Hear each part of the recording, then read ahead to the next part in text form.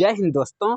इस बात का खुलासा किया जा रहा है कि इस समय भारत चाइना और ताइवान के संभावित युद्ध को लेकर तैयारी करना शुरू कर चुका है।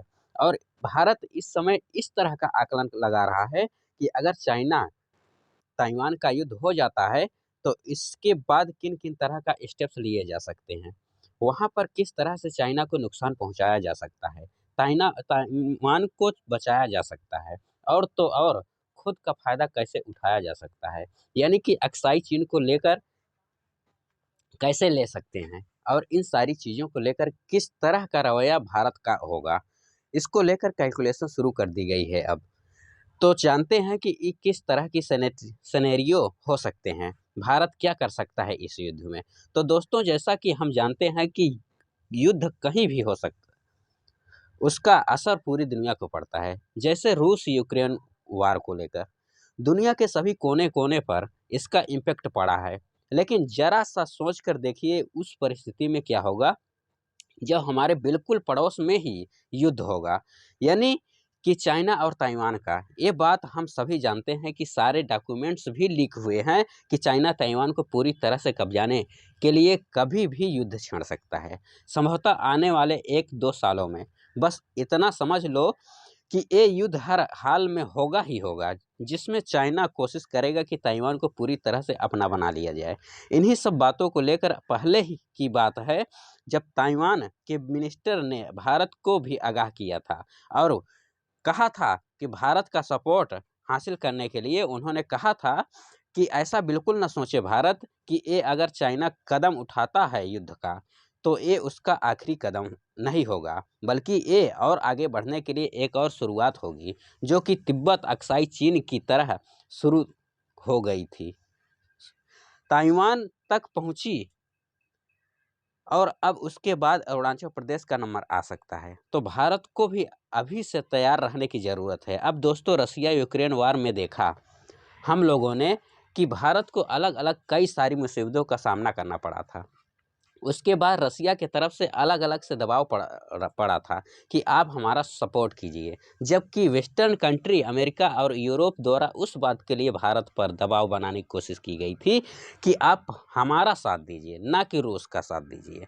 इवन रसिया के खिलाफ कोई कार्रवाई कीजिए, लेकिन भारत ने यहाँ पे जो कुछ भी चीज़ें की थी, ऐसा नहीं था कि एक कदम से परिस्थिति को देखते हुए हमने हमारी जवाबी कार्रवाई की नहीं।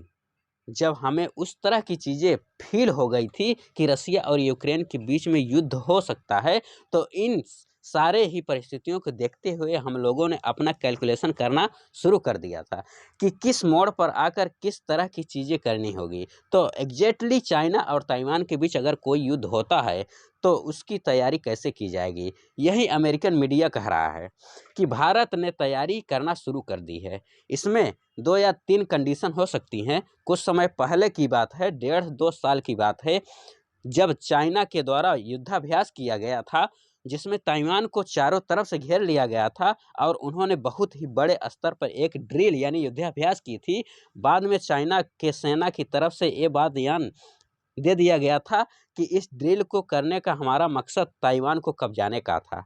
जी हाँ दोस्तों, आपने सही सुना, यानी ऐसा एक्सरसाइज कर रहे हैं ये लोग कि जिसका उद्देश्य ही ताइवान को कब्जाना है। तो इन फ्यूचर ये ऐसे ही छोटी-छोटी ड्रिल या एक्सरसाइज करके एक ऐसी परिस्थिति लाने की कोशिश ज़रूर करेंगे, या 2 या दिनों में बड़े लेवल या अटैक वगैरह करके ताइवान को पूरी तरह से कब्जा लिया जाए। अगर ऐसा हो जाता है तो पूरी दुनिया में कोई कुछ नहीं कर पाएगा।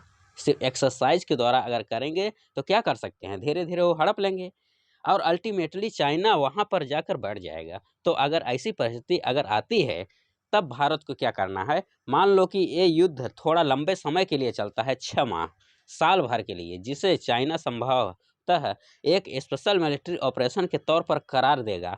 ऑक्युपाइड करने की कोशिश नहीं करेगा। कहेगा कि हम लोगों ने ऐसे ही मिलिट्री ऑपरेशन किया था, जिसमें दोनों ही देश कुछ समय लड़कर अलग-अलग हो जाएँगे और किसी का मकसद पूरा नहीं होगा। अगर ऐसी सिचुएशन आती है तो भारत क्या करेगा? और मान लो कि ऐसी सिचुएशन आ जाती है जैसे कि इस समय यूक्रेन रसिया चल रहा है। 1.5 साल से ऊपर का समय हो चुका है। युद्ध अभी भी चल रहा है और ये कब तक चलेगा कोई नहीं जानता। पास्ट में भी 2 युद्ध ऐसे ही हो चुके हैं जो 10-10 साल चले थे, जैसे सोवियत यूनियन और अफ़गानिस्तान के बीच, और दूसरा युद्ध हुआ था अमेरिका और वियतनाम के बीच। ये 10-10 साल युद्ध चले थे दोस्तों। संभवतः ऐसी परिस्थिति अगर आ गई, चाइना ताइवान के बीच में 10 साल युद्ध चले, अगर ऐसी परिस्थिति आ जाती है, तब क्या करेगा भारत? इन सब की तैयारियां भारत कुल मिलाकर आज से ही, जी हाँ दोस्तों, आज से भारत शुरू कर चुका है, और एक्सपर्ट का मानना है कि इस दौरान भारत अपने बयानों से चाइना को डोमिनेट करने की कोशिश करेगा। इसके अलावा अगर युद्ध लंबे समय तक चलेगा, तो वेपन्स की सप्लाई भारत के द्वारा ताइवान को की जाएगी।